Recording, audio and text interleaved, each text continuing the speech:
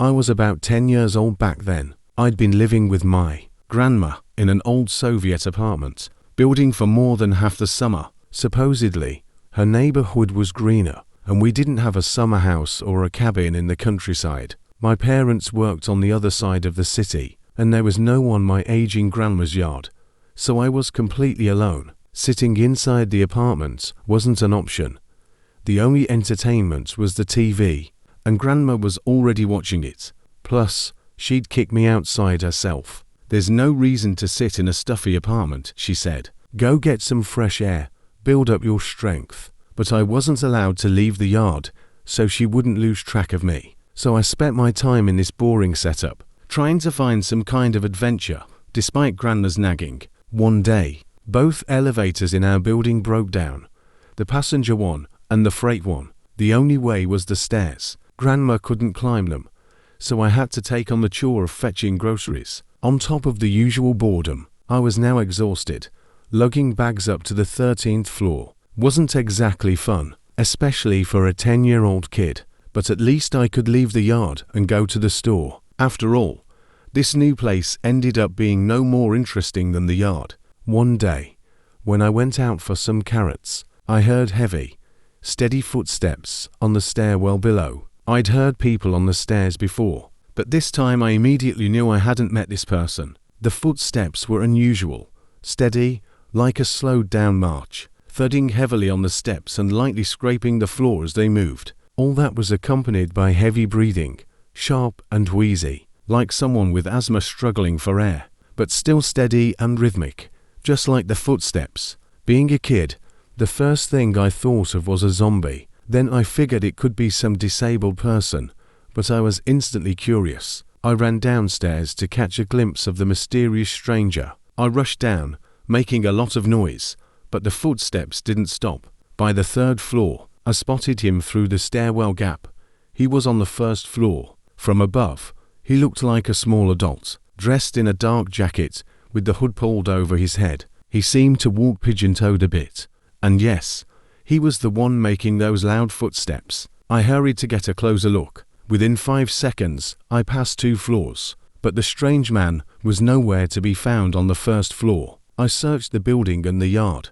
Nothing. Vanished without a trace. In the days that followed, I waited and listened for those heavy footsteps again, but they never came. I even asked my grandma about it, since she'd lived in that building since it was built and knew all the neighbors. She just frowned and told me not to hang around with suspicious strangers. Who knows what could happen? The elevators had been fixed by then, but I kept exploring the stairs, even though I was starting to get bored of it too. One evening, when I was entering the building, I heard those same heavy footsteps again on the stairwell. I ran after them, racing up 5 flights of stairs until I finally caught sight of him. I slowed down, trying to be quiet. Besides the dark jacket, he was wearing faded blue jeans and old, torn sneakers. His feet pointed inward, and his body twitched a little with each step. He looked thin, and that made him even more creepy. When he got to the 7th floor, he stopped at a door and froze. We were only a couple steps apart. Suddenly, he turned toward me, and I saw his face under the hood. It looked like one of those scary pictures you see on cigarette packs, but much worse. It seemed like he didn't have skin, just a dark skull. His lower jaw still had some skin, but it was swollen and covered with spots of rot.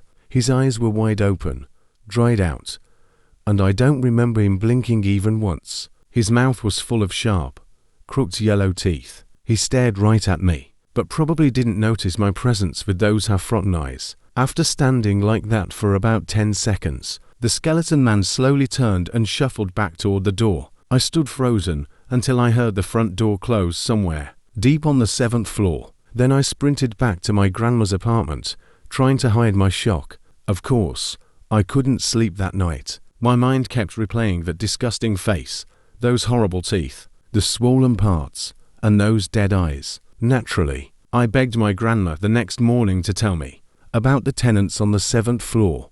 Unexpectedly, she told me it was better if I left, and that she'd ask my parents to come get me the next day.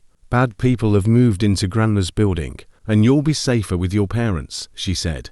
But when she got distracted by the phone, I slipped out of the apartment and ran back to the 7th floor for one last look. I had already searched it before, but it seemed normal just like every other floor, except for a door blocking the hallway to the apartments. But other floors had doors like that too. I decided to sneak inside. I thought about picking the lock with a hairpin like in the movies, but just as I fiddled with the lock, the door started opening by itself. Someone was coming out. I hid behind the garbage chute and heard the same heavy footsteps and breathing. Scared that the skeleton man was behind me, I froze, trying to shrink into a corner, and closed my eyes. Luckily, he passed by without a sound and went to the stairs. I didn't dare to come out until the footsteps completely stopped. When I finally stepped out, I noticed the door wasn't closed. I pulled on the handle and it was open. I thought I was lucky. Maybe I was very stupid, but boredom was killing me. These adventures pulled me deeper into the mystery of that grotesque neighbor. Inside, it was dark. I opened the door wider so the light from the vestibule could come in. I stepped inside. It looked like a normal lobby, except there was only one door at the end. It smelled strongly of smoke. As I walked quietly, I noticed a map on the wall. The light from the vestibule didn't fully illuminate it, but it seemed to be a map of our city with black marks in some places. The door at the end of the hall was quite worn but unlocked. I opened it a little. The light didn't reach inside. It was almost pitch dark. I could make out a long corridor with side passages, but no furniture or anything else. At the farthest passage was complete darkness, but the closer side passages seemed to have faint pale light, probably from windows. Surprisingly, the apartment wasn't messy. Rather, it looked untouched. I don't know how far I would have gone with my curiosity if I hadn't heard a long, heavy sigh behind me. I shuddered and turned around. It was that neighbor. How did he come back so quietly without a sound? Or was I too caught up? His black silhouette stood in the vestibule doorway, and his eyes were bright white in the dark pure white, not glowing, with black pupils like everything else in this half-darkness. I froze and didn't know what to do. The hoarse, slow exhale grew louder in what seemed like a deathly silence, but it wasn't coming from the man in front of me. It came from behind, from the apartment. It got cold. My vision blurred. My head spun. I didn't think of anything better than to close my eyes and scream. I lunged at the neighbor, toward the saving light. With my eyes shut, I couldn't see where I was running, but definitely hit something hard and lost consciousness. I woke up at home with my parents. According to them, they hurried to take me from Grandma's place after she called to say I was very sick and conscious, mumbling something about a corridor and an exit. I didn't dare ask how I got from that dark hall right to Grandma's apartment because I tactfully kept quiet about my adventures and their outcome. Now I was back living with my parents at home, but soon I caught a strange infection in my finger.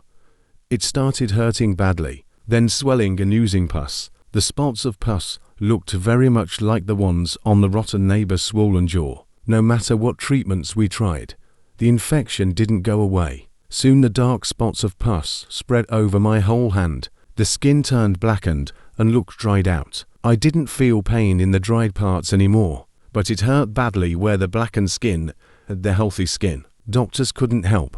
The infection kept spreading. Eventually, we had to take drastic measures. Amputation. I lost my left hand. Luckily, it wasn't my right one. I didn't have to relearn how to write. But since then, I never visited Grandma anymore. There was no way I could be taken back there.